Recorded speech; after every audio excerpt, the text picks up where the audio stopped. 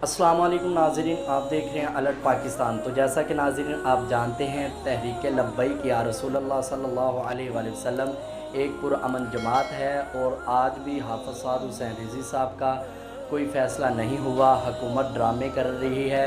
काफ़ी लोगों ने मुझे कमेंट किए, भाईजान हुकूमत इस तरह हाफ़िज़ साद हुसैन रिज़वी साहब को रिहा नहीं करेगी, मरकज़ को चाहिए कि ये ऐलान करे और धरने के लिए ये सबको कह दें, इंशाल्लाह हम अपनी जान हथेली पर लेके हाज़िर होंगे। तो मैं उन्हें ये बात बताता चलूँ, भाईजान तहरीक लब्बैक एक पुरअमन जमात है। मरकज़ वाले इस तरह का इंतशार वाला काम नहीं कर रहे, इसमें असल में बात आ जाती है। तो इस वजह से तहरीक लब्बैक के मरकज़ में जो निगरान शूरा हैं वो इस तरह का फ़ैसला नहीं ले रहे।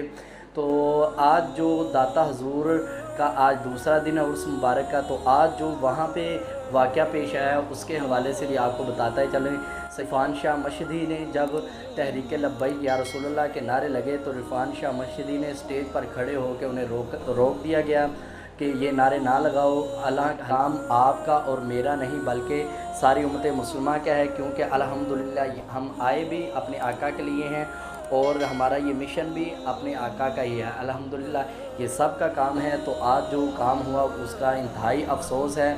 और दूसरी बात ये कि मैं तमाम आलम दीन और जितने भी बड़े बड़े मशाइख हैं उनसे गुजारिश करता हूँ कि वो एक जगह पर इकट्ठे हों, एक प्लेटफॉर्म पर इकट्ठे हों और हाफ़िज़ साद हुसैन रिज़वी साहब की रिहाई के लिए वो ऐलान करें। हमारा मिशन तो एक है ना, अगरचे हमारी जमातें अलग-अलग हैं लेकिन हमारा मिशन एक है, क्योंकि नबी पाक की नमूस पर पहरा देना।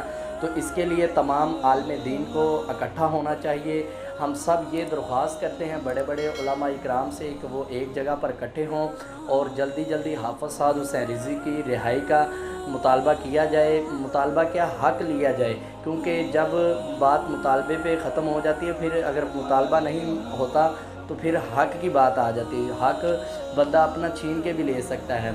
तो सब दोस्तों की तरफ से भी है कि तमाम उलमा दीन एक जगह पर इकट्ठे हों और तमाम अपना बयान दें कि इस दफ़ा अगर आपने हाफ़िज़ साद हुसैन रिज़वी साहब को रिहा नहीं किया तो हम एक प्लेटफॉर्म पर इकट्ठे होके इंशाअल्लाह इसके ख़िलाफ़ एहतजाज करेंगे और फिलफौर हाफ़िज़ साद हुसैन रिज़वी को और दूसरे कायदीन को रिहा किया जाए।